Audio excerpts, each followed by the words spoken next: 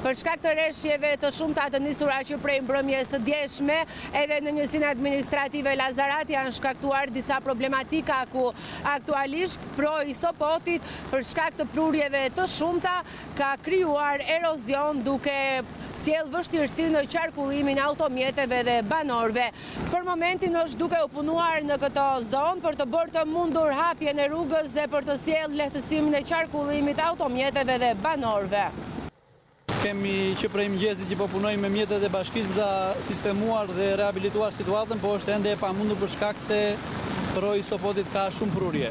Proi Sopotit ka dalë nga shtrati dhe ka kryer dhe pjesën e poshtme të rrugës, e cila e rrezikon shëmbjen e betonit të rrugës. Momentalisht qarkullimi është i bllokuar për shkak se prurjet janë të shumta dhe ende nuk ka akses në hyrje dalje për në lagje. Gjithashtu, po në këtë fshat për shkak të erozionit nga vërshimi ujrave është dëmtuar edhe rruga e Spilos.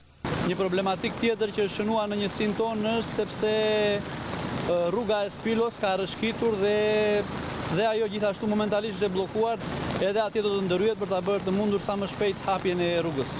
Strukturat përkatëse vijojnë të jenë në teren për të bërë të mundur përmirësimin e situatës dhe shmangjen e problematikave.